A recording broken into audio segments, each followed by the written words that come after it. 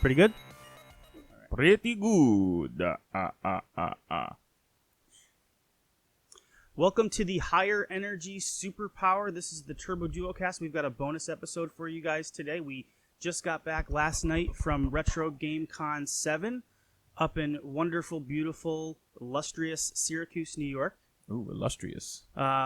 Fabulous time up there. We took a road trip of about 4 hours to get up there, but a brisk 4 hours, and had, I would say, overall just a blast up in Syracuse, up at the show.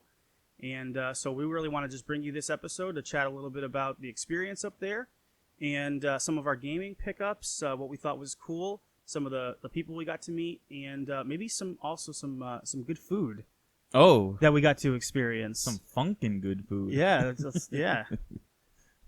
So right off the bat, I just want to say thank you to was it Patrick and Thomas Milligan, who put on the show. They actually come down to Hartford to promote Retrogamecon at the Retro World Expo. We met them last year when they came to the show, and that's how we kind of got the tip off about this year about Retrogamecon, and they were there as well this year. So, and they had said, listen, it's going to be bigger. It's going to be better. Bigger, better, badder. And I got to say, I don't think they disappointed in terms of they felt bigger. Yeah. You didn't say our names. Oh, thank you. I am Salvatore Mata. We have Salvatore Thomas Mata here, and we've got Trenton E. Wright the third, my brother from another game show lover, to my left. Thank you, Sal. Oh. And yeah, just bigger, badder, better, and it really was. I mean, they had a YouTube presence there. Did you can go first, and then I can go second, then you can go last. That sounds awesome. Can I finish giving the introductions of what we saw? Sounds great. So they had people like Pat Contry of Pat the NES Punk, Gamester 81, something like that. Yeah, John Riggs, John Hancock. I guess he's immortal. He's not Hulk Hogan, brother. He was there as well. So in terms of a YouTube presence, I think it was a lot more robust than it was the year before. I think they're just taking themselves a little bit more seriously. I mean, this is the 7th time they've put it on. 7. And in terms of, my thing always when we go to these shows, the first thing is how's the dealer presence? How's the game presence? How many vendors you got, bro? So first of all, it's a little bit more inexpensive to go to Retrogamecon than it is Retro World Expo. So I'm not sure if that's a convention cost or what it is, but the price difference between Hartford and Syracuse. But I think it was $15 a ticket on the pre-sale. I would assume renting the Expo Center is probably more expensive versus the on-center convention. I would take it. That would be my guess. But what I can say is that I think there were a little bit more in terms of the vendors that were there. I think the energy was a little bit more positive. It was just more lively. There was a lot happening. So many more good vibes. People willing to make deals too. The word I got from a lot of these vendors was, "I don't want to take this home with me." Do you remember hearing that at least a few times? I have 3,000 games. Yeah. Buy them all, please. I've carried these games for like 6-7 years. I just need to get rid of them now. So I don't know if because some of them that's a bad thing or a good thing. Some of them are like, I had most of these games last year too. So maybe they're realizing that people aren't gonna buy if you're gonna put inflated prices on them. Yeah. So there are games that I got at this show that were double the price last year, and I'm not sure if that was at Retrogamecon or Retro World Expo, but I remember seeing some of these for almost double. So maybe the market is coming back down. Maybe they're just willing to make more deals. Maybe their cost wasn't as high this year. Could be all those factors, probably. But either way, it was a lot more engaging for, I guess, myself as a consumer, just going up trying to get games. And I didn't have an agenda going up there. I didn't have a list of games. He's got an agenda. Yeah. I mean, we know somebody who had an agenda, Salvatore. Oh, yeah. What were you trying to get up there? Tell the people, what were you trying to get up there? It's a continuation of Retro World Expo. You were trying to get what kind of movie do you like? What movie do you like? Star Wars. Tell the people. Star Wars. We were still looking for Star Wars stuff. Sal had a goal. I want 2 games, and I want Star Wars action figures. So we're gonna see if he was able to succeed in that endeavor. here in just a little bit. The thing that kind of tickled me a little bit at the show was the amount of old computers that were on display and available to game with. The amount of energy? The amount of energy was good too. And the Intels, the old Apple Macs, the HP Presarios, the compact Presarios, the Hewlett Packards, the Dells, and they all had the old speakers too. Yeah, and he should throw up some and the footage towers. Of it. Show some footage of it, but there's something about, and I don't know if they're RGB screens that all of these computers were using, but there's an effect of, even on the black and white screens, I was viewing this game called Dark Wizard, and just the title screen flashing just looked so, I don't know, crisp. Realistic, and just had a very artistic quality to it that you don't get from a normal CRT. Of course, I didn't know what to do. I mean, the guy got in the castle and was just looking left and right, and I didn't know what the controls were. Move. Couldn't move.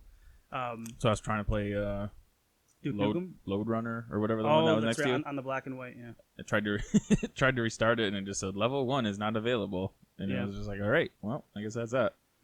Yeah, I mean, they had Hangman. Sal, you got to play Hangman. Did you win? Did you win at Hangman? Okay. You did, right? Yeah. The word was circuit, everybody. The word was circuit, and we won it right before the guy was about to be hung. I hate the circuit. Sometimes the circuit can be tough. It can be long and arduous. I got to experience Doom on an old computer, which was an experience to be able to play. I saw you play it. Play Doom, right? Yeah, using the up, down, left, and right with the mouse. With the mouse, yeah. Because you can like drag the mouse, but that's kind of. And I was doing that to start, that's and that not was a good way to play it. No, because then you have to pull it back to get back to where you were. But that, I don't know. There's something about those old PC games, and I don't know if it just reminds me of school. You know, playing like the old like Atari computer or the old Macintosh.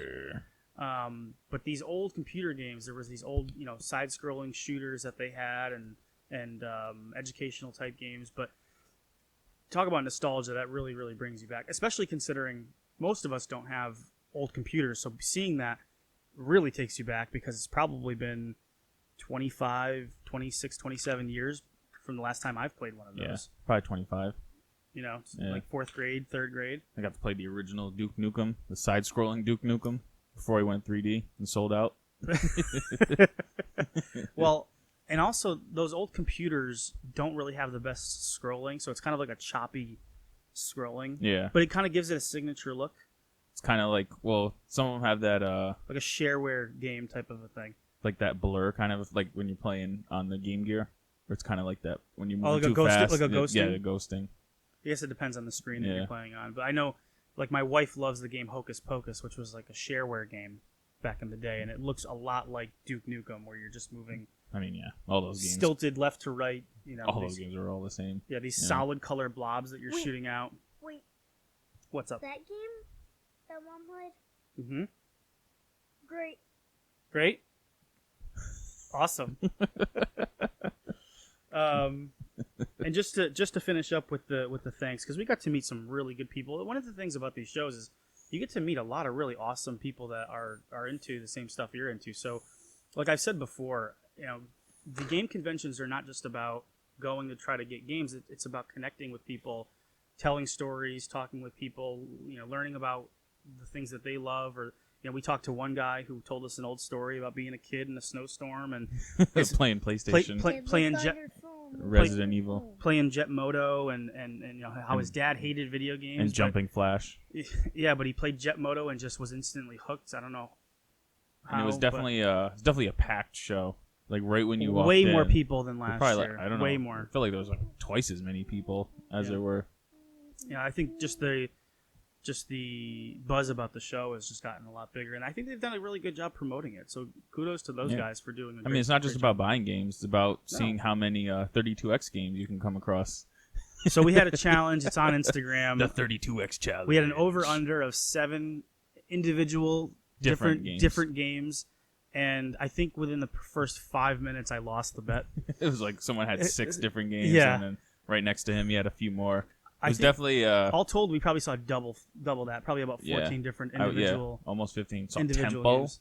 Tempo and I've never Colibri. seen. Yeah, Saw 2 copies, I said that in jest. I was like, "You think we're gonna see a copy of Tempo there?" and we did. I can't get the pod around. Yikes! What would you say? That's good pod. Yeah, good pod. Yeah, so that part is probably almost just as fun for us, when we go to these shows, and it's a good reason for you guys if you have a chance. If there's a show that's close to your area, look it up and see if there's something coming to your area, because it's just about the experience. I mean, our show is about reliving that history and kind of going back in time, and a lot of ways connecting with gamers this way is that.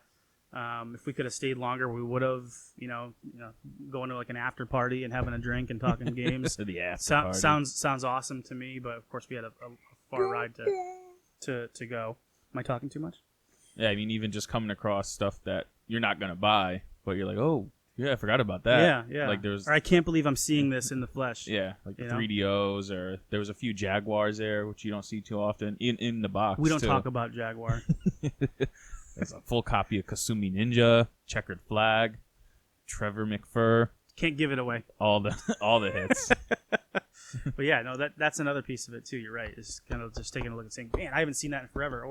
Or like whenever you see a vector-based game system like Vectrex, yeah. and you just see that ping of the bright light just kind of scrolling across the screen. Yeah. Did you want to say something? No. Oh, okay. You just put your hand over supposed this. to do this. We're gonna do the games now, buddy. Don't you worry. We're gonna be right on it. Simmer down now. So again, a couple people to thank: Infinity Lives, Neo Geno, who we met last year, who's got a great selection of games and special edition games. Thank you, Neo Geno. Revolution Games, Joe from Revolution Games. Thank you for spending some time with us and making a great deal. We really appreciate that. And Dead End Threads for the sweet stickers.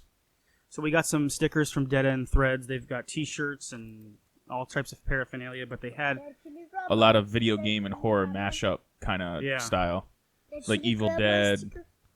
Splatterhouse, like Friday the 13th, Doom. I think they had a Doom shirt that was mixed in with like Attack from Mars. Yeah. Yeah. But They have a lot of really cool shirts. It has that like Tales from the Crypt. Yeah, well they had look a on- few Tales from the Crypt style kind of stuff. But they're all like vinyl stickers. I mean, you might not be able to pick that up, but you got the Splatterhouse gear here, the swag, so to speak. The schwiggity schwag. So this is the Splatterhouse logo from the first game. And Just to this give you guys is a reference point. Splatterhouse. That is an awesome Splatterhouse picture. Got all the Splatterhouses. He's got this one. This is when you kill the ghoul and splatter it. This is what it looks like, The ghouls. which is always fun. I want to see that. Yeah, they had a cool little pin set that was like, it looked like a video game cartridge sealed, and then you open it up and it had like the 4 That was the pin Mega set. Drive, Yeah. Version, but it had the stickers in it. So not just games too, but just plays on games. There was the 3D art stuff that I think is really cool. When you see that The pixel art. it's the 3D art though. It's got like 2 different layers. Oh, the shadow boxes. almost yeah. almost like shadow. Well, they boxes were. or- Yeah, they just like layered them. Like one on the front, one on the back. They're like Street Fighter, Mario. Those are always cool. Yeah. They've got canvases too, so you can buy almost like posters on canvases. I wish they were a little bit bigger. I wish they made a full size canvas. I mean, it probably would be too expensive. For Well, the there show. was one. They had like the 2 of them. the gauntlet one. Yeah, gauntlet. Yeah, Yeah. but But it's- they're not cheap. Yeah, and it's Gauntlet. I mean, if you're gonna spend your money, I mean, I love Gauntlet. Love me some Gauntlet. Yeah. If you're gonna spend I don't your need money, a 24x36 canvas of it. I mean, for some people, yes and no. For one. So, Some as in one. and we didn't see the arcades last year. They might have had them, but a decent selection of arcade games. Yeah, kinda- not as big as, I don't think that was their Throughout. main selling point. No. Because Retro World Expo has a huge thing. It was mainly like they had like 6 different like pinball games. They had an X-Files pinball game, a Elvis one, Iron Maiden. Iron Maiden, I saw, yeah. And then a few others. And then they had a few scattered arcade games. They had Site 4, which is like apparently the sequel to Area 51. Yeah. Because the top cabinet said like, it had like the A from and Area. a 5-1 and it said Site 4. I don't think I've ever seen that one. No, I haven't. and they had a few other arcade games. But I mean, yeah, the computer section was like huge. I enjoyed it though. I didn't mind. It was just rows. I didn't mind and that rows. it wasn't consoles. Yeah, I mean, I wanted to play some of those arcade games, but it's just like every time you go there's like three people in line waiting to play, and it's free play, so they can pretty much play through the whole game. So it's like you're like, well, yeah. And then they have the idea of it's fun. And then they have trivia. They have all the the different the Q&A panels. contests, and those are. I mean, it's just a full robust thing. If you can stay the whole day, I mean, you really get your money's worth. Out of something like that. $15. Even if you're there for an hour, it's like worth it. I know. So especially if you're in the area, right? For us to travel, you got gas, you got tolls, but even still, it's worth it. Yeah. If you're remotely in the area where you can get there and get home before it's too late, that's get going there. So we did see. We've never been to a video game con, but they were there just passing out the cards. Literally a video game con. A video game con in Parsippany, New Jersey. So who knows? We might be on the calendar next year. We try to get there before Retro. It's right around the time of Retro World Expo. So it's a little bit closer than Syracuse. So all in all, really really well put together. A lot of fun. Was way better than last year. If you compare Retrogamecon 6 to Retrogamecon 7, absolutely. Yeah, absolutely. We're gonna get to the games now. Overall, everything was better. More games, vendors, more variety of games. I feel like. And you can't forget David Hayter if you're into Metal Gear Solid. That was a big selling point. There was a guy walking around with a box, just like a cardboard box. He was hiding it. Yeah, probably getting ready to meet David Hayter. There was a line too. Oh yeah, there was a decent line for David Hayter. They had like 5 different, I don't know, people to meet. There was like. Voice personalities? Yeah. They had voice of Zelda. Zelda from Breath of the Wild. I don't know, a whole bunch. They were all lined up together, so I don't know if they were like, everyone was in line for like, it's just like you get all of them, or if it's just like. Well, and I don't know if this was for just Saturday, because we went to the Saturday show. If this was Saturday or Sunday, or if they're all going to be there on both days. A lot of times it's just one day that they're going to be there. Because I know he was doing, the voice of Snake was doing a panel like later, like a Q&A like later too. Yeah. So so we loved it. We're gonna go back next year, and hopefully it's just as good. But I gotta say, and it's with me, it's always a big sticking point that people are willing to be flexible. And you never mentioned that before. No, I know. And finally, I felt like people are willing. I mean, we made a deal. We'll talk about it, but I think wheeling, dealing, son of a gun. So if you can go with somebody, there's a lot of times where you can try to like if you find something that you like and I find something I like, maybe we can try to make a deal by buying both of them. Yeah, if you get a few games and then just together. settling up later. And so we were able to do that at least once during the day. That was all I had. The first booth, and that was That's it. all right. Hey, listen, how many games did I get when we went to Retro World Expo? So all right. So I think with that. Again, congratulations, guys. You did a great job. Let's get into some of the pickups that we had. Well, you want me to go first? Yes, you do go first. Then we get here. All right. You've been itching and scratching all day trying to go. So I want to get a couple of things out of the way. You do all your games. I do. No, we go back, forth and forth, back, forth and forth. And so the first thing is. Whenever I'm looking either on eBay or going to a show, I'm not worried about potentially getting pieces of games because there's always a chance you can get the rest of it either on eBay or at another show. And so there was a couple of weeks ago that you went to, I don't know where you were. It was like a flea market or something. No, like I was at there's a toy show in North Haven. It was like the North Haven, Connecticut toy show. Yeah. And so Trenton was able to find for me a couple of Saturn games that were super cheap. Now, one of them did not have the manual with it, which normally is kind of a rough situation. But I said to him, listen, the case itself is worth about $5. Yeah, they were $2 each because he had the wrong stickers on them, and he was like, "I'll just give them to you for." It was like $2 a piece. $2 each. Yeah. So, I had one of these games did not have the manual, so I said, you know what? I found a couple on eBay, but I said, let me just see what we find at the show before Let me find out. Because I don't want to spend more than what I'd buy for the game for the manual. That wouldn't make much sense.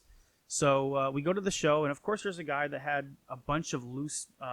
So for like the Sega CD and the Saturn games, there's a back art that can be taken out of games. and it comes with the back of the case. Probably people that like will switch cases to put Right. like their better games in a better case, Right. and they just don't care about this. So he had a a pretty nice stack of Saturn back arts, and I was looking to see if there's any of ones that I needed or games that I didn't have yet, and I did find one, and it's for a game called Solar Eclipse. A mega hit, one of the rarest Saturn games. Not, it's not a super crazy game, but it's a backing. It's a backing. So if I can find a manual and a disc, then I can make a complete copy. What? How about the back of that? Ride the Death Pony. Was that? Is that? Oh, you guys can see.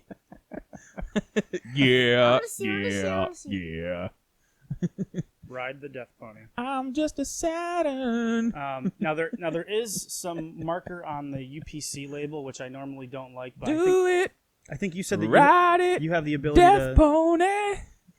My Saturn spinning. Are you done? Death Pony. That's great. Anyways. Ride the Death Pony. That's perfect. I love that. What was the Virtua Racing one? You've fondled the box. Was that Virtua? It was a Virtua Racing. Oh, yeah. You fondled the box. Now jump in the game or something like that. Whoa. Yeah, it's like who was making the who was writing the paragraphs for the back of the games. Anyways, so I found that we found one other thing that I can't remember what it was, but we found a Virtua Fighter 2 manual. Now, is Virtua Fighter 2 the most rare game? No, it's probably the most common game. But to find a loose manual is not always the easiest thing. And he had it for $5. I think we got everything that we got there for $5. So this would have been, obviously a little bit less. Call it $2, $3. And the other, the game that Trenton found, going back to that story, is Virtua Fighter 2.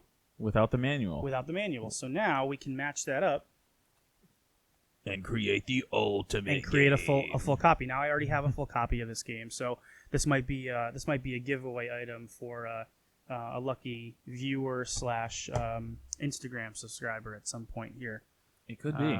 It's actually a pretty nice copy when you add the manual into it. So it's one of those things. If you go out to a show and you find loose bits of things that you would want a whole copy of, don't be afraid to spend $1 or $2 on it to maybe hopefully get one in the future. You can always sell it. You can always throw something on eBay and sell it if you really need to. Yeah, sometimes it pays to dig through those dollar bins. You never know. If you're looking for manuals or boxes. Didn't you find Joe and Mac last year? Yeah, or something like that. I found. I guess. Well, it was in like a cheap bin. I got it was like Super Hang On and Joe and Mac, and I think I paid $5 for each one. And well, Super Hang On I think I got for like $2. And Joe and Mac was like $5, and I saw like 3 different people charging $35, like $30 to $35 for a loose cartridge. Yeah, right? I'm like, what happened? Well, I think they had the Console Wars guys did a review of Joe and Mac. Oh, the Super Nintendo version versus the Genesis version. and they came out saying the Genesis version was better. Big surprise. No. They said that the Super Nintendo version I think was better. They were both very close, but they really liked the fact that the Genesis version kept the aspect ratio of the arcade game and kept it. The Super Nintendo one is kind of like zoomed in. Yeah, I gotcha. I'm not sure which one now that they said they like better. I don't know. But the Genesis one had like really high appeal. So I don't know if maybe that's caused it or just because it's Joe and Mac. Yeah. All right, Sal. So what is the first game that you got? Return of the Jedi. Is it Super Return of the Jedi 4? For what system? Game Boy? Yes. Game Boy. And normally I wouldn't... And this one's for Game Boy, too. No, this one's for Super Nintendo. We're going to get to this now in a minute. All right, Sal, so show everybody the game. Super Star Wars on Game Boy. Game Boy Color Enhanced. Super Game Boy, yeah. Super Game Boy Enhanced, which was pretty cool because that's probably how we're going to play it. The smaller screen is a little tough for him right now, but to be able to see, at least even if I play it on a big screen, that'll probably be fun, right? He just needs a super wide boy. Yep, there you go. That's going to make all the difference. He really wanted to get Star Wars games. He got one at the Retro did he? World Expo. Yeah, after hyperventilating. Star Wars, Star Wars, Star Wars, Star Wars, Star Wars. I'm always Star Wars, intrigued. Star Wars, Star Wars. I'm always intrigued by games that have Super Game Boy compatibility and enhanced color. I don't know why. It's like the Dad, definitive way can to I play do the game. Dad, can I do my Yeah. last game? We can do it in a minute. I always remember the Metroid 2 commercial back in the day, and it was a Game Boy commercial for Metroid 2, but then it was like enhanced Super Game Boy with super, enhanced. and it shows Samus with the ship in the background, and it's just like sort of coming into the screen, and you're like, whoa, I gotta get a Super Game Boy. Yeah, to play some this of game. them are just like we added a border to the game that's in full color. I know. I remember the Street Fighter one was like that. Like depending on what level you were in, it would like the border would be like the Super Nintendo background. But would it be special colors like? No, Yeah, well, and I think they added like a few colors into the game, but like the thing, it was like they would add the full color background. Ah, yes, I got you. Okay. Yeah. So that was the first game pickup for Sal. Do you want to share the second one, or do you want to wait on that and have Uncle Trenton go first? Do the second one You want to do the second one? because I have two. All right. Because I have two. Super Star Wars on Super Nintendo. Right? Nintendo. Can you tell everybody why did you want this game, Sal?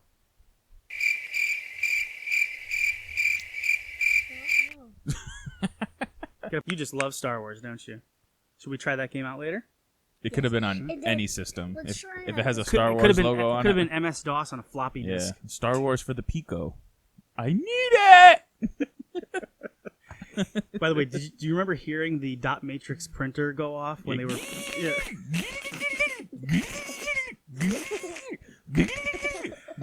I thought it was. I thought it was a floppy disk loading.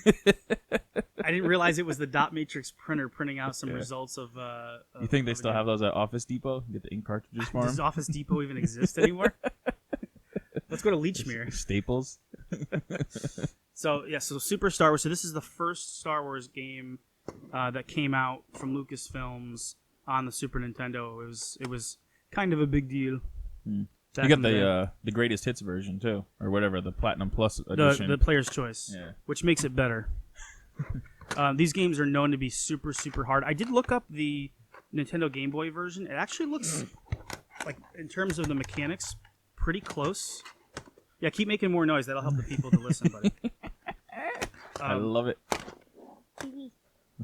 So it looks actually pretty comparable. I mean, of course, it doesn't have the graphics of the Super Nintendo version, but it actually looks pretty Wait, good comparatively. What are you talking about? Like the character movements and the animation on the Game Boy game. Oh, the Game Boy. Oh, I look thought you were talking actually about... very right, right. close to the Super Nintendo version. So I'm not sure if it has all the levels or if it's the same layout, but it looked very, very comparable.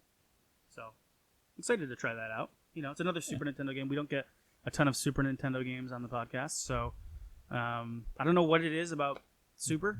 I mean, 64, Genesis, Saturn, all that stuff is, you know what, we tend to come Did home they with not- that stuff. Did they not make the Star Wars games on Genesis, right? No, because that was a deal that was worked Yeah. out between Nintendo and Lucasfilm. It's a strong deal. Yeah, You know, they're that Star actually- Wars exclusive. I mean, they weren't exclusive, believe it or not, in the previous generation because there was Star Wars for Master System, Oh, but they didn't have it for Genesis. And I don't know if there were any Star Wars games that were on Genesis. None that I can remember. no, just the grand Star Trek. Spock's ears. All right. Should I do another one? Dad, this hurts my ears. Sure. Okay, you can keep it off if you want to. You don't have to. Nah, you know what? I could You wanna do it? do mine. All right, go ahead. My one of two. We got to space this out because I lost control yesterday. I lost control. Yeah. Oh, Well, I okay. didn't lose control, but I ended up with quite a Lose few. control. So this was pretty much at the first booth that that we went to. That's one of the best pickups we got all day, though.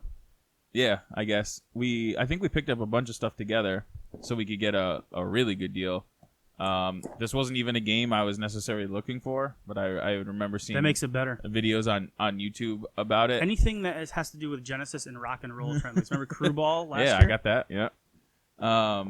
And this is Rock and Roll Racing by Beautiful. Blizzard in Interplay, which has some of like famous rock tracks in it, kind of similar to Crew Ball, but I mean those were just Motley Crue songs. It has like Bad to the Bone, and in the Sega Paranoid. Yeah, in the Sega version of it. And it's, if you're not familiar with it, it kind of plays like, I believe it plays kind of like RC Pro AM. At least it looks kind of like that. But a little bit more advanced. It's more like futuristic kind of style, and you have weapons in it and everything.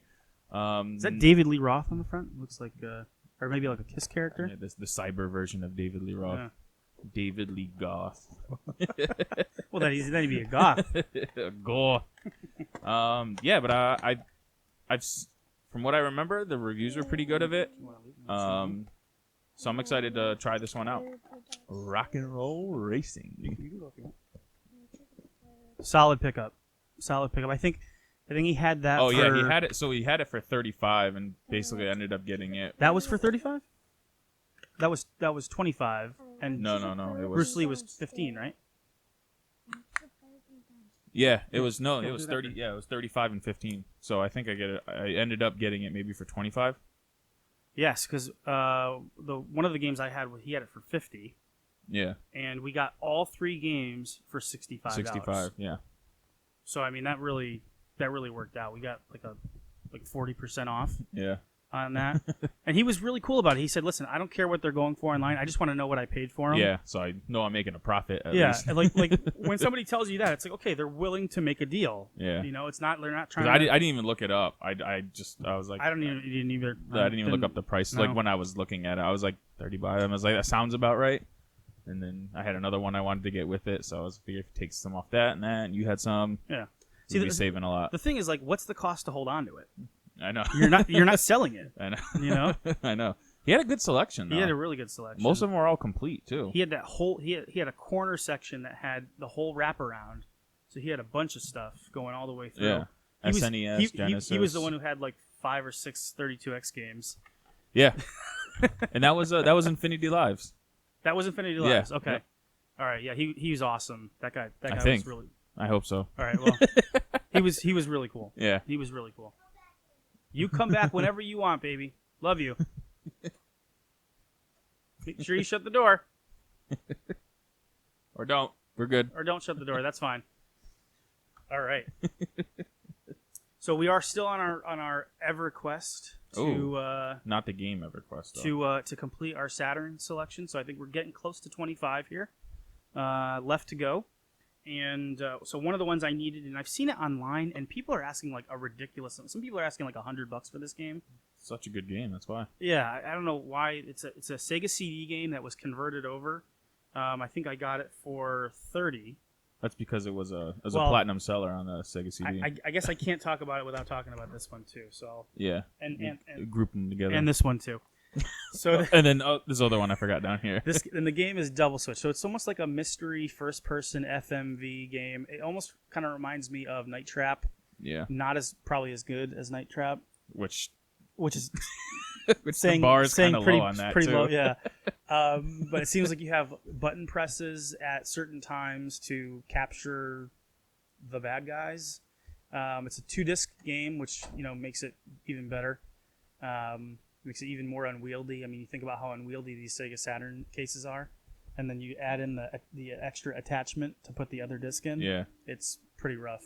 But it's in really solid shape. I mean, the case has got a little stuff on it, but I mean, I still don't understand the reasoning behind putting that game out on the Saturn after it was on the Sega CD because it was a smash hit. It is a digital pictures game, so same as maybe they just had a whole bunch of leftover cases and they were like, well, let's. Well, the FMV's better, right? It's got to be better. So that's the selling point. Yeah, I don't know a ton about this game, but that's kind of the travesty of trying to get every game for the system. It's a need. It's a need, not a want. Yeah, yeah. The sickness runs deep. It runs deep. But anyway, so I wasn't sure about this game, and kind of spending because we had just gotten there, and we had already bought the games we bought at this other gentleman here, Infinity Lives. We think. We had already bought from him, and so we went to the next booth, and of course I'm like, I don't want to blow my wad like that fast, so I saw Double Switch, and I'm like, but I haven't seen all the rest of the show. Like, what else? I usually like to do one pass first, but we didn't get to do that this year. Oh yeah. So I'm like, all right, well, I could do it for $30, but then I saw this game that he had for $15, which we ended up making a deal, like I said, and that's Rampage on the Master System. One of the very kind of rare cases that has that looks like an actual game. It doesn't have the white checkerboard background. It's got a red with yellow lines, like a full color. Yeah, and front cover. The big difference, or the big deal, and the big selling point of this game was that it had all 3 characters available to choose from versus the NES version. Oh, it did? Yeah, that the NES version had... It was either that the NES version only had 2 characters to play as, or you couldn't play 2-player, one or the other. And this game... I remember playing Rampage 2-player, so it was probably just... So it was the 3 characters. Yeah, I think it's the... Lizzie? No, I think Lizzie was in... I think it's the wolf. Oh, okay. Well, yeah, it shows all 3 of them on the front, so that makes sense. I think it's the wolf that... where is it? It's Ralph the wolf. It might be him who wasn't available. One of them. Well, George the ape is in all of them. The ape is the first guy. So, anyways, it has all 3 characters. So that was kind of the big deal, and maybe it runs a little bit better. I mean, the Master System's a little bit more advanced. Doesn't necessarily mean that it's going to be. It's going to be better, but so he wanted 15, and this is the game I said that I thought I saw for almost double. I thought I saw this at Retro World Expo last year for either 25 or 30 complete. And after the deal that we made, I ended up getting this for 10. So that's complete too. Complete with everything. So with the manual and everything. So that was a solid deal.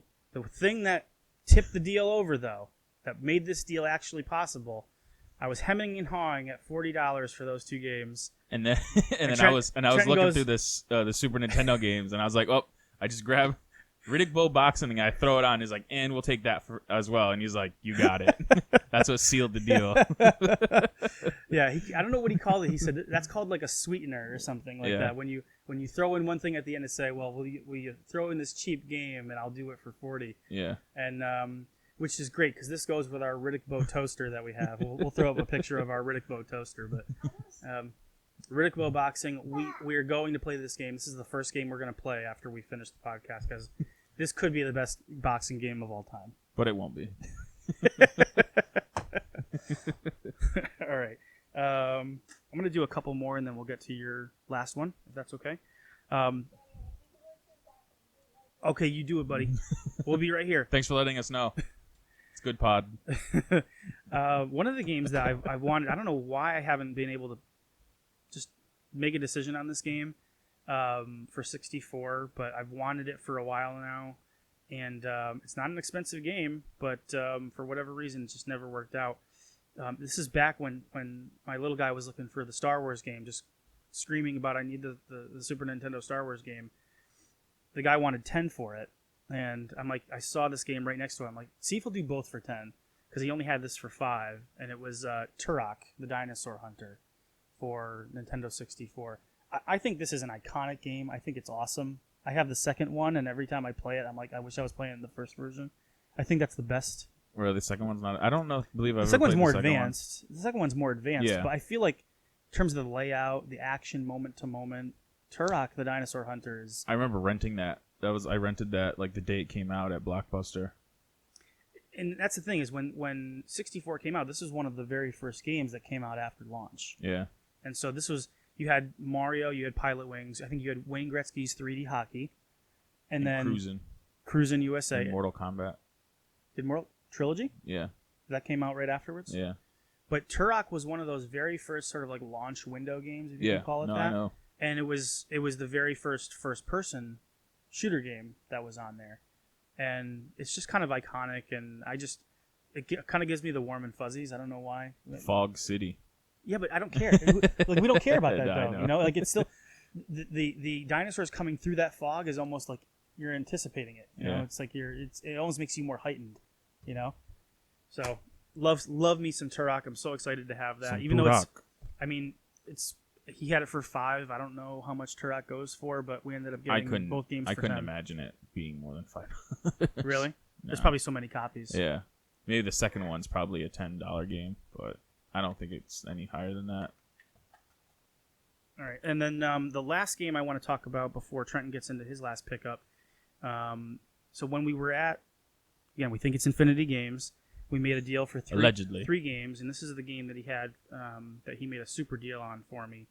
and this is a deep cut. One of these games that wasn't talked about until about 5 years ago, and now It's a hidden gem. And now everybody's talking about it. There are a couple of our friends locally that were like, yeah, let me know if you see a complete copy of this game when you go to Retro World Expo. Yeah.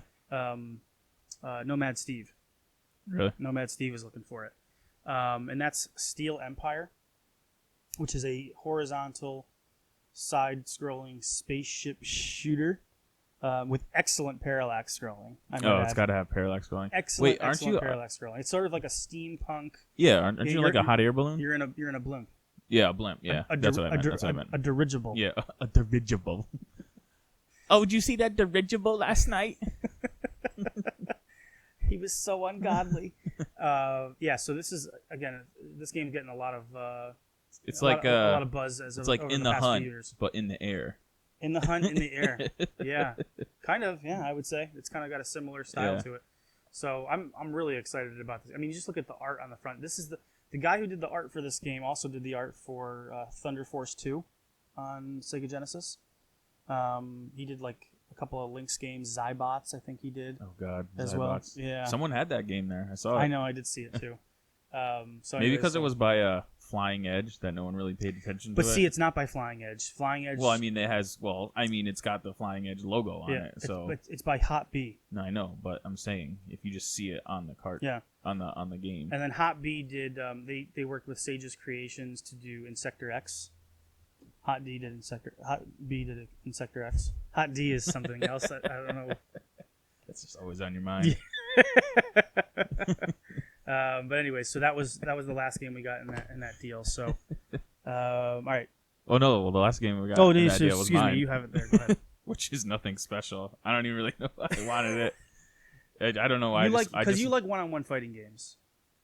Yeah, you like one-on-one fighting games. And I'm pretty sure I've never played it. I even remember seeing reviews that it really wasn't that great, but you still had to have it. And you got it for like $10. Yeah, any complete game for $10, which is Dragon, the Bruce Lee story, which I heard it's kind of like a slow-moving game, but I don't know, something about it that I just had to have it. I mean, for $10, I mean, I spent like $35 total the whole day. You go there to buy games. You're not there to just. I mean, we talked about everything else, but I mean, if you end up with nothing, it's like, were you even looking? Yeah. So especially with like the amount of stuff that was there. Yeah, so something to sweeten the pot on the whole deal we got, because there was nothing else that I was looking for that he had. We were like looking up and down his table. Like, is there anything else? So like $30 for those two games. I think Rock and Roll. Ended up looking up. I think Rock and Roll Racing goes for like $30-$35 by itself. But I think the cool thing about the Genesis is that there's still a lot of these games that they don't cost an arm and a leg, where you can get them for $10, $15, $20, $30. Yeah. And have like really solid experiences. Where we were looking at the Super Nintendo, and you find like maybe a deep cut game that looks really interesting, and you want to pick up, and then it's like $75 for a loose cartridge. It's Yeah, that was like maybe that's my ignorance. Maybe we need to delve in a little bit deeper with the Super Nintendo stuff. I mean, if you guys know of really good Super Nintendo games that aren't the most common ones, that aren't going for $75, $100. Let us know, because we want to add to our Super Nintendo collections. I know I do. Yeah, but I just don't know enough about the Super Nintendo to make that decision. So any help on that would actually be great. Like Peacekeepers that I was looking at. It looked awesome. 75. But he wanted like 75 for it. So if he wants 75 for it, it's got to be going for at least that on eBay.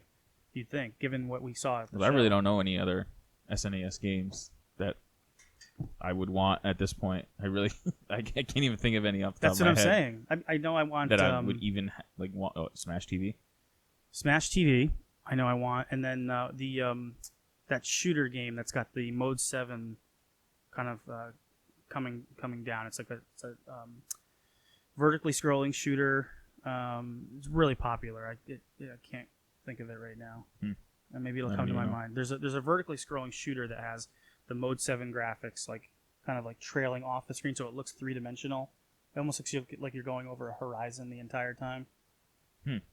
I'm not familiar with it. We'll look it up and we'll put it. I mean, we'll put it in here. But there's that too, and so there's Final Fight 3. I'd love to have, but again, it's another that's a $100+ game now. Yeah, and I'm not willing to get a repro. I don't know. I don't know why. I have one repro in my collection and I never play it. You do? Musha. Oh, really? Yeah, and it's just I'm like, we were having this discussion. Not for me. We were having this discussion about they had a bunch of systems there that they were selling, and it said modded system has over 250 games. Yeah, like the 3DO that was modded. Yeah. 250 games. And to me, we were having this conversation on the way home. It's like if I had a system that had 250 games on it that were already preloaded, I probably would never play it.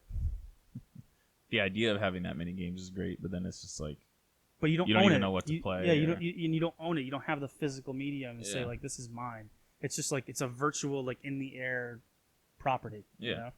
So there's nothing really tangible that you can say. You can put it on the shelf and say this is Yeah. the game I own. I bought legitimately. You know what I mean? So with my money. yeah. So all right, should we get into the final countdown here? Yeah. I guess the biggest deal of the day.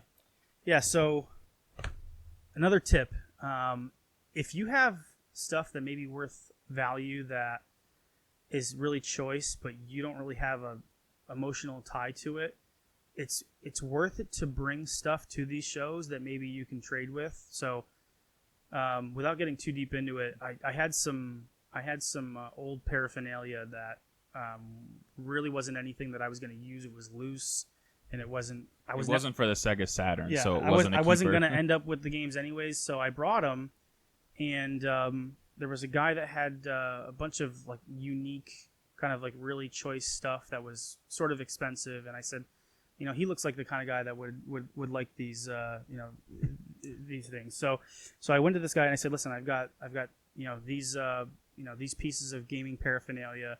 I've looked them up online. I know what they go for, but you tell me what you think you could give, you know, for me, or I can just get credit from you and maybe buy some games from you. Not that Funko credit though. No, and he and he. Well, I told him I was like, and I told him straight up. He's like, well, what do you know? What is the value? Just tell me, and I'll we'll work on it, because he really wanted it. Yeah. So you just got to find the people that you think would really want it. So I said, well, it's like $120 if I went and sold it online, but if we could work out like 150 worth of credit. Of course, you'd have it online probably for a while too before someone would actually need it. But he really wanted it. No, I know. So it's a great way to make a deal. So I was able to get a few different games and things that I want, but I don't know if I'd ever plunk the money down for, because I'd be looking for other stuff, like like more Saturn games. So I'll do those. Well, anyways, whatever. I got Black Dawn. That's another one. It uses the mission stick. Got it twice. It uses the mission stick, and then I got it in the mail last night at the same time. So it was supposedly lost. Still came in the mail. That was one pickup. That's got nothing to do with what I'm talking about here. So there were 3 games that I got. I ended up giving him a little bit of cash, but I got these 3 games for the paraphernalia that I gave to him. And so the first game is called Nutopia on TurboGrafx 16.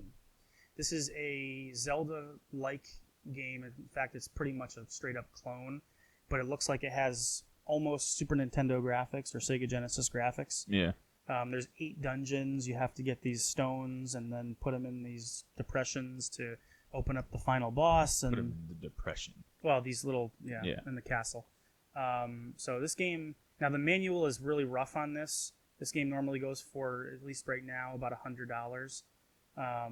And he ended up giving it to me for about $60, going towards that credit, because the manual was so rough. But it is complete, which is nice to have. Thank you. And then we've got 2 more games that we were able to make the deal for. So the next one is in very good condition, Legendary Axe 2 for the TurboGrafx 16. Now, I do have Legendary Axe 1, which is phenomenal. You do have the first one. Absolutely. I don't have it complete, but I do have just the loose card. I have the card. I think I got it for $15 at the Retro World Expo 3 years ago. Oh, wow. Or 4 years ago when we went down to, was it Wallingford? Oh, that was probably 4. Oh, yeah. 4 years ago? Yeah. Something like that? 2016? So, yeah. Yep. This is, a spiritual successor. I mean, it is Legendary Axe 2, but it's got nothing to do with the first storyline. But another one of these games that, It's not uncommon, but it's still expensive. I mean, it goes for about $65. The most known unknown. And it supposedly has the same action to it. This is in the line of Legendary Axe, Astyanax, for NES, same type of gameplay. You don't say it's Astyanax or is it Astyanax? It's Astyax. I always pronounce it Astyanax. Astyanax. I don't know if that's. That sounds better to me. Whatever. Astyanax, Astyanax. That's another good game. But this is one of the ones that we wanted. Is that how they sold the build games like that? No. So they used to come in cardboard boxes. Oh, okay. Larger cardboard boxes. They might have had a foam or something, almost like NES. I'm not sure. Talk about something I've never seen. Yeah, but you'll see them from time to time. In fact, that first Retro World Expo show we went to had that. Remember that TurboGrafx dealer? He had them like complete sealed. There was that one kid. Oh, he did. There was that one kid who bought. I think he bought like Airzonk, and it was complete sealed. And the guy wanted, I think, like $1,200 or $1,300 for it, or something like that. He was making, and the kid was like, "I'm spending my life savings." Yeah. Well, nobody's forcing you to spend your life savings. If you guys are spending your life savings going to these shows, find another priority. Get them. You're getting them mixed up. But anyways, so Legendary Axe 2, really excited to have this one. We've got a very humble TurboGrafx library, but these two games are going to really help. They ain't cheap. Help build it out. I did show Splatterhouse, so I do have that. I mean, it's no Keith Courage, I love Keith Courage. Keith Courage is better at game than people give it credit for. It's simple, but it's like Altered Beast. Very simple. It's not going to hold your attention for too long, but it's got that action. It's got that. Yeah, boom, boom, boom. Yeah, especially when you get down into the dungeons. So when I try to build out my TurboGrafx library, I'm looking for the choicest, best games, the ones that are on the top 10. The best. Galaga 90, Blazing Lasers, those types of games. The top shelf entertainment. Yeah. I mean, I can't buy Star Soldier because that's like $250 or something like that for those Super Star Soldier games. The last game is one that I'm most excited about. That's why I'm showing it last. So I was able to make a deal for this too. Now, it doesn't have the manual, but being able to put it up on my shelf and show off the box. That's what it's about. It's all about the display. Yeah, it's kind of awesome. So that's Phantasy Star. So this year I started to play Phantasy Star 2 on my Nomad, while I'm of course, that's what everyone falling does. Asleep. Very long game. This game has really advanced dungeon crawling that was I think it was programmed by either Yu Suzuki or Yuji Naka. I'm not sure, but really advanced gameplay. If you were a Master System owner back in the day, this is a game you would have shown off to your NES friends to say, you guys don't have a game like this. The dungeon crawling is really smooth, moving forward and backwards and through those dungeons. It just looks so realistic. Even today, it looks fantastic. I'd say the best part about it is that it's 1 to 5 players. It's 1 to 5 players if the 5 players are saving and alternating their games. So if you all really stretching, if you individually play, really stretching. I don't know. 5 players. Yeah, I don't know if you guys can see that there. It says 1 to 5 players if they have different save files. If playing separately on different systems at different times. That's basically what it's saying. Yeah, so I feel awesome about my pickups. I feel good. I think we were able to really have some fun with it, and because I was able to trade away some stuff, I mean, the amount that I actually spent was pretty, I would say conservative given what I'm normally willing to spend at a lot of these shows. So yeah, I agree, my friend. So pretty successful and just a fun time, and I wish we could have stayed for longer, but the drive tends to be a little. I mean, there's not really. I mean, maybe if we made another round, maybe would have bought like 1 or 2 more games. Maybe. Yeah, I think for me too, it's just the interaction. Yeah. I probably would have been more willing to just kind of chat with people. Yeah. No, I got you. The rest of the day. Okay. All right. Great pod. Thanks. Yeah. So like I said. Okay. Oh gosh, we got the monster behind us. Go away. You're ruining it. All right, we're almost done. We're finishing up. We're doing the conclusion right now, buddy. Okay. All right, go. Muppet. We have to cut that out. Or leave it in.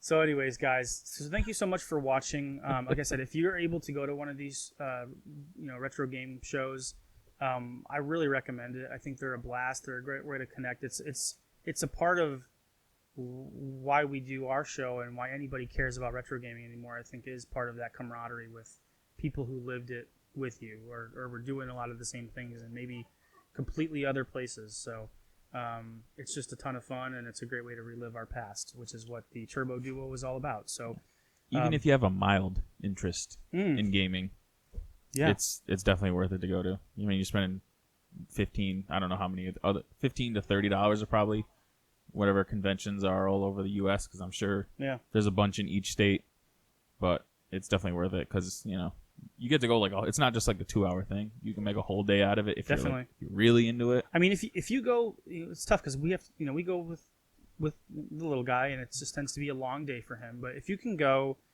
work it out where you can go with maybe a couple of buddies, or you can go with your spouse and just make a day out of it, it can be a blast to just maybe play some arcade games. I feel like we probably would have spent more time checking out some of the arcades and the pinball, and then also, if you are in the Syracuse area and you're looking for some good food, oh gosh, Funk and Waffles is the place to go. Oh my lord, so good. That house sauce on top of the whole plate. It was like a honey teriyaki, cinnamon, Frank's Red Hot mixture. It was amazing. Yeah, it was good. And Adam Gold, the guy who owns it, he was on. All right. Cool. Yeah, it's just a great spot. Cool environment. He's awesome. Waffles are amazing. Apparently, you've played with him before. Yeah, the fried chicken. Small world. Fried chicken is, I don't know, it's just so good. Yeah. I mean, we just got the basic chicken and waffles. And that's what you want to get when you go somewhere new. But there's they have like 30 different varieties of. You get stuffed waffles, like all types of stuff. The chocolate chip ones, which are really good. Get the real syrup. Don't use the Aunt Jemima. Get the real syrup. It's the bomb. So yeah, it's good stuff. Yeah. So and I think it's like it's 0.5 miles from the actual convention center. So it's like 2 or 3 blocks away. Yeah, really close. So, but anyways, if you guys are Sal, I need you to leave, please, and close the door. Where's mommy? Go find mommy. We're gonna be done in 5 minutes. Okay, make sure you close the door, please. Okay, all right. Close the door, please. I know. You're being very rude.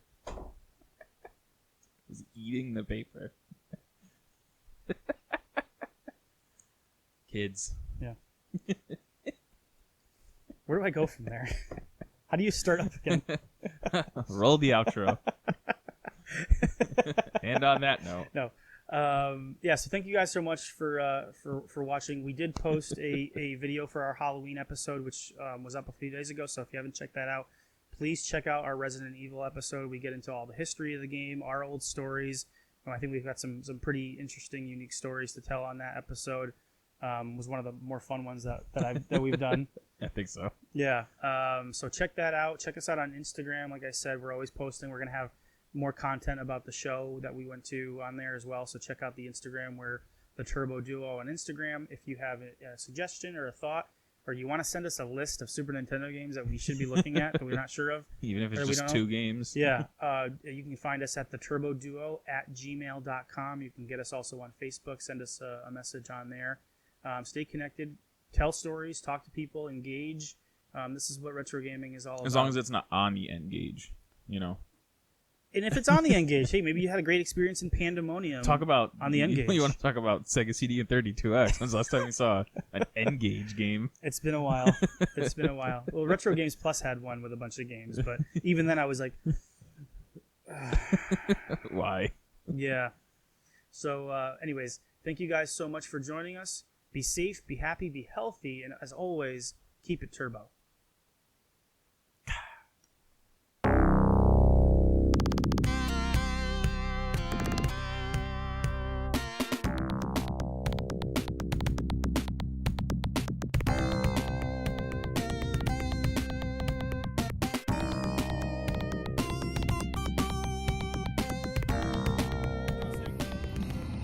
So what's the over-under on how many 32X games we find today? I'm saying, let me count it out, bro. Let me work it out. So Virtua Racing, we'll see. Cosmic Carnage, we'll see. Virtua Fighter. It's not as like... Alright, we'll throw that in there. I would say over-under has got to be 5. Not total, I'm just saying different games. Over-under over-under has got to be 5. No. 7. 7. Over-under is 7. I'll take the under. All right. Sounds like a plan. Who's the little cutie I'm taking the back there? over. Coyote. So you're going to have to hope for Tempo, Love you. Knuckles Chaotix, Shadow Squadron, All the Claw. hits. And Zaxxon's mother base. Yep.